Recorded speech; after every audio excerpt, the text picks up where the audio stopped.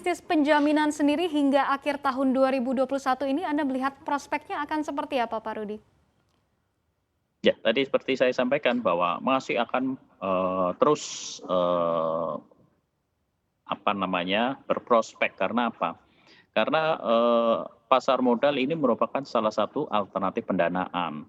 Tentunya di luar pendanaan dari, pribadi, dari perbankan dan menurut saya namanya suatu pengembangan, namanya usaha, itu pasti, membutuhkan, dana-dana dalam pengembangan usahanya.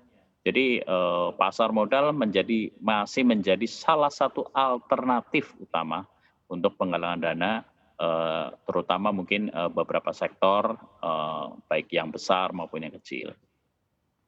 Kalau untuk ekspektasi mungkin target dari API sendiri terkait dengan nilai penggalangan dana di pasar modal hingga akhir tahun 2021 ini mungkin bisa di-share kepada kami, Pak Rudi?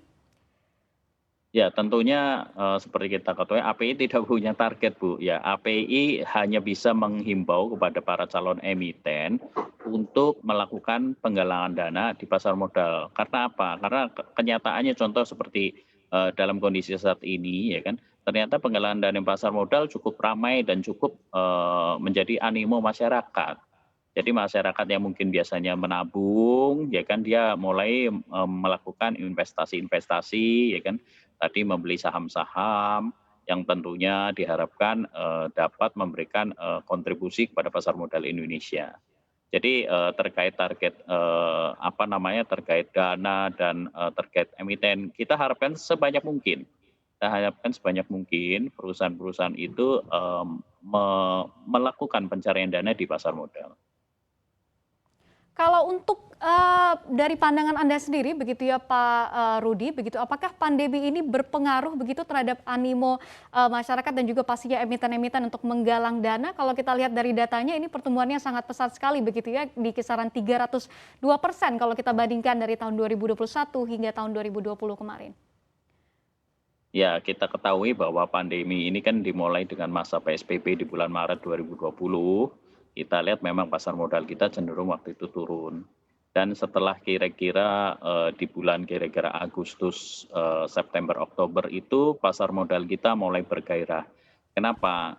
Karena pertama, masyarakat sudah bisa menyesuaikan diri dengan kondisi yang ada, dengan kondisi pandemi, dan masyarakat yang tidak bisa beraktivitas ini, paling gampang adalah melakukan aktivitas investasi di pasar modal.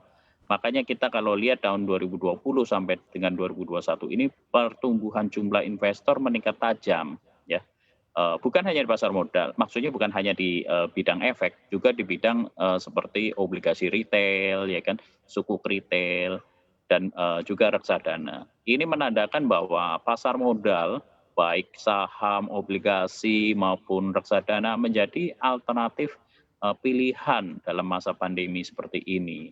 Ini suatu fenomena yang sangat baik sekali dan ternyata juga terjadi pada, di luar negeri juga. Sehingga, makanya ini juga harus dimanfaatkan, oleh semua kalangan baik, calon perusahaan efek, baik, calon emiten, bursa efek, untuk kita sama-sama membangun, momentum ini menjadi suatu, prestasi buat pasar modal Indonesia. Untuk informasi lebih lengkap dan berita terkait, klik link yang ada dalam deskripsi. Dan jangan lupa untuk install aplikasi CNBC Indonesia di App Store dan juga Play Store. Jangan lupa subscribe ya.